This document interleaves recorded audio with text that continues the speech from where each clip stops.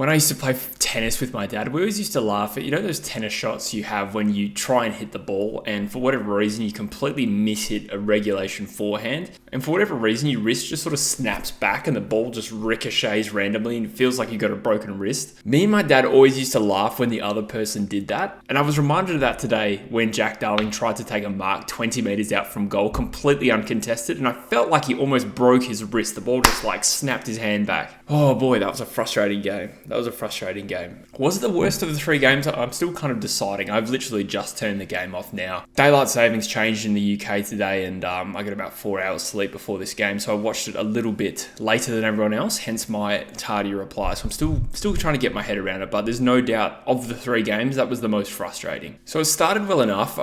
Some of my calls prior to this game I thought turned out pretty okay. I thought we were going to play better. And in some ways we did, in some ways we didn't. And I thought their tools were going to be a problem for us, or at least one of their tools, I think I said. In general, their aerial game dominated us. But yeah, first quarter's all right.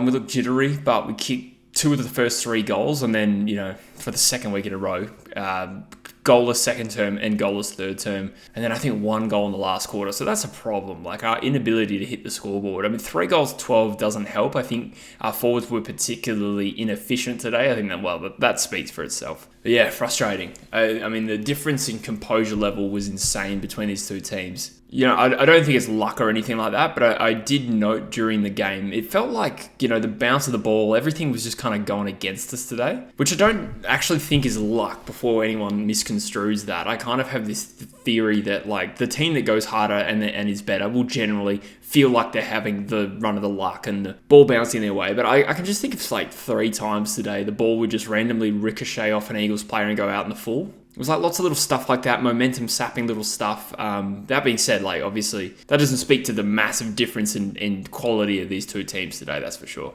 But if you look at some of the stats, what was it, 51 inside 50s apiece? That's well up on our usual average. It's actually more inside 50s than we had when we beat the Bulldogs last year. So we're getting the ball inside 50. I think looking at the team stats as well, the clearance game was pretty strong once again. Just having a look at it now, 37 clearances to 28.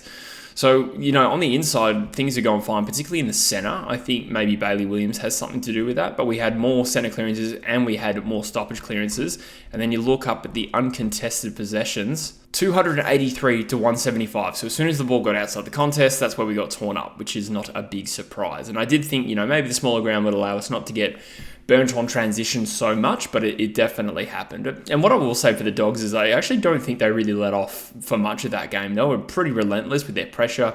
Their skills were good. Their composure was good. They were good around goal. It felt like they had a bit of a point to prove. Obviously, the point in their season, they're still trying to prove themselves. Still a little bit of a degree of pressure. And obviously, we beat them last time. So they really didn't let up and completely steamrolled us. One thing I'll say for us, though, I don't think there's a whole stack of positives. We talked about a few. But I do think I'm going to keep mentioning it until it's not true. But there's still a stark difference between this year and last year in terms of how hard we're trying. We are trying really hard.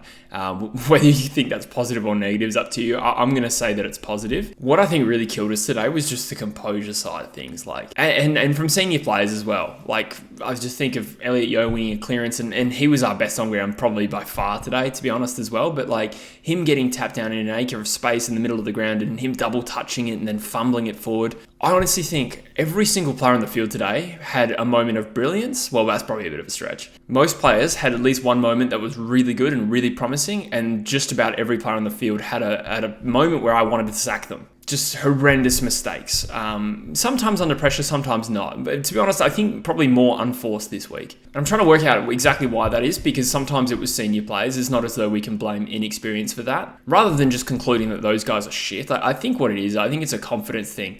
It felt like every time we had the ball and we were streaming forward with, numbers at the contest, we had opportunities to drive the ball inside 50, it felt like we got too excited, or there was perceived pressure. And to be fair, the Bulldogs' pressure was good all day, but even when it, wasn't necessarily there, we would still make mistakes. We'd get excited. We'd screw up the kick inside 50. It was just from a skills execution point of view today, we were awful. Like I said, like Jack Darling dropping a simple mark like 20 metres out. I thought he had a moment earlier where he took a really good mark and looked good, and then that happened. And I think Callum Jamieson had a really good game in some moments, and yet there was that moment, oh my God, when he takes a mark on the back flank and he loads up for this massive kick, and I'm looking at it, I'm going, okay, surely he's loading up and he's going to feint and then balk around and run around the man on the mark. No, that was literally him kicking. That was horrendous. That was poor, really poor. But overall, I think he's worth persevering with. I've seen enough to think, he could have a future as an AFL defender. Petruccelli's another player who just had, some good moments and some bad moments. I mean, on the plus side, I felt like, he was getting the ball maybe more. He was certainly targeted more inside 50, and because he was running hard to get opportunities. And I think he had, I've got it here, 10 touches, 7 marks. I think the 7 marks is what speaks to that. I felt like we used Petruccelli quite a lot when we went forward, and he had some good moments. He had some slick moments, no doubt about it. But he also had some shocking moments. Like I remember one play in the pocket where he could have lined up for a set shot, and it would have been a tough set shot. He decides to chip the ball inboard, and there was 2 things wrong with the kick. First of all, it bounced before it hit the player. Under no pressure, that's piss poor.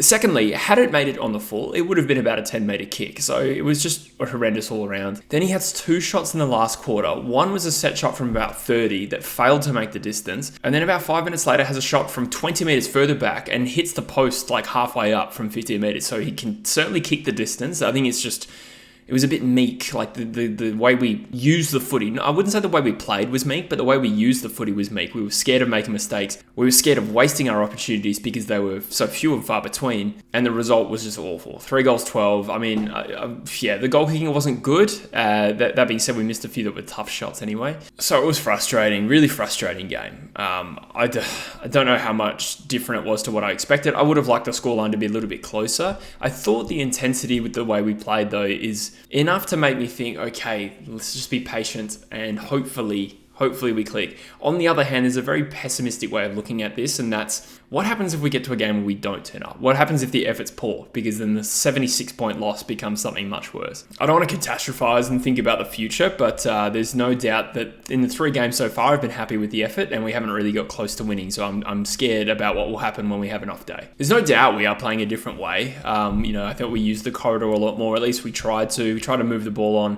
at pace. At times, I think particularly in the first couple of weeks, one thing we've been criticised for is actually pushing too high up the ground, trying to lock the ball inside our 50.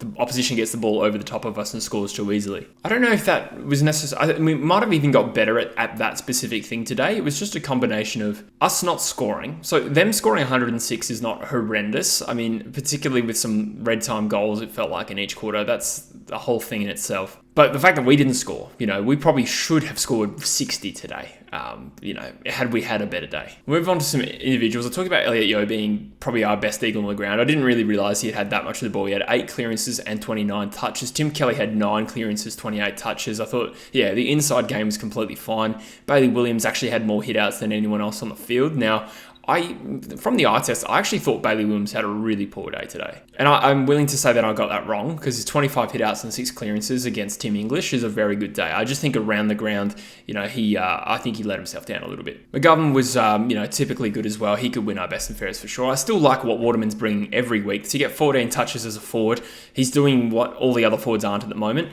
Darling again, thought the effort was okay. Pretty embarrassing moment. He needs to kick a goal, seriously. Petruccelli was a mixed bag I talked about. Harley Reid and Jinby were both very quiet. Marek had a shocking day as well, just 5 disposals for him. Noah Long probably worked into it a little bit more this week, but still not a huge factor. I think Jermaine Jones might have had his worst game for the Eagles today. He was awful. And I don't even think we should drop him. This is the awkward thing here now with selection. It's because we had a lot of players not do a lot today, and you could probably throw a blanket over a bunch of them, but if you're asking me, who do I want playing for us next week, Jermaine Jones or Alex Witherden? I still probably want to persist with Jermaine Jones and let him play into form a little bit. I don't think what we have in the waffle is really pushing for selection at the moment. So I need to think about that, and I'll do another video before we play Sydney. Chester again was really quiet. He probably won't keep a spot in the 22 next week. Maybe dropping back down a sub. Luke Edwards could come into the team just because he played well as a sub. I mean, again, it's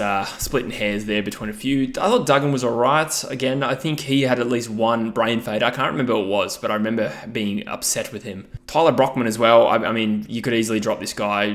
Who's ready in the waffle? I know Rawlinson kicked 3 goals, but I don't think he's quite ready yet. Jamie Cripps had a real almost day today as well. So he loves playing the Bulldogs. So he's kicked 2 bags of 5 against them. And today he had 6 shots on goal, but he kicked 1 goal 5, and the goal he kicked was very close to being a behind. But, still, in comparison to a lot of what the other boys were doing today, Jamie Cripps probably still features in our best 5 or 6. But yeah, it's frustrating. I do think the scoreline probably didn't do us justice today. Like, it was our biggest loss, but I don't think it was our worst performance. It was just that the things we did poorly really bit us in the arse today and were really frustrating. So I can completely understand why there would be fans out there pretty pissed off with today. I get that. I still think there's more positives in games like that today than any of the losses last year. But like I said, that's not necessarily a huge win at the moment. Like that is the minimum expectation. The effort's been rock solid. I think it was just a bad day from a skills and composure point of view, and it doesn't get any easier next week with us playing Sydney. God, I shudder to think what is going to happen in that game. Again, I'll do a whole preview on it, but I wouldn't take anything out of the fact that they lost to Richmond today. One thing I will comment on it as well was probably just the fitness. At times over the first 3 weeks, we've looked out of gas at early. I think to suggest that we have a fitness issue might be misdiagnosing the problem, though. I don't know about you guys, but I don't know if you've ever played in a terrible football team. I have. And the reality is, when you're making mistakes, when you're not passing around the field effectively, you're not going chip mark and allowing yourself to get a breather back, when every kick you have bounces before it reaches your teammate, you put them under so much pressure, you're just working 3 times harder than you need to be throughout a game. And that is why I think we look puffed at times. And to be honest, I think we've run our games fairly well. Like our last quarters in the last 2 weeks, our last quarters have been better than our second and third terms.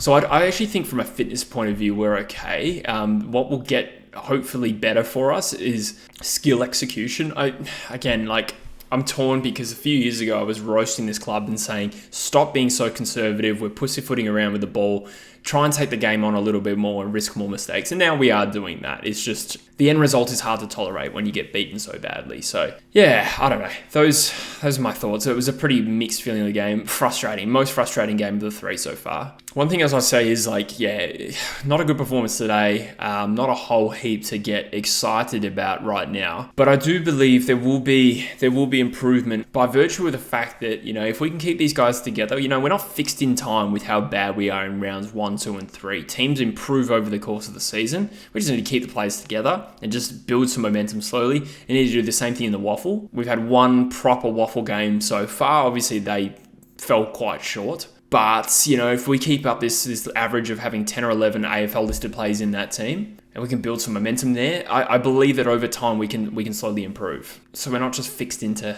the level we're playing right now. It was a bad day. But anyway, guys, let me know your thoughts. I'd imagine there's a bit of frustration out there today. If I've been relaxed in the first 2 weeks and there's been a heap of frustration, and now I'm sitting here frustrated, I can only imagine what you guys are thinking. It's not the end of the world, but yeah, it's going to be a long year if we don't just accept the fact that we're going to have more games like this. And when I say we accept the fact, obviously I'm talking about the fans, not the club. But anyway, guys, let me know what your thoughts are in the comment section below. I appreciate you getting around the channel, and I'll see you in the next one. Cheers.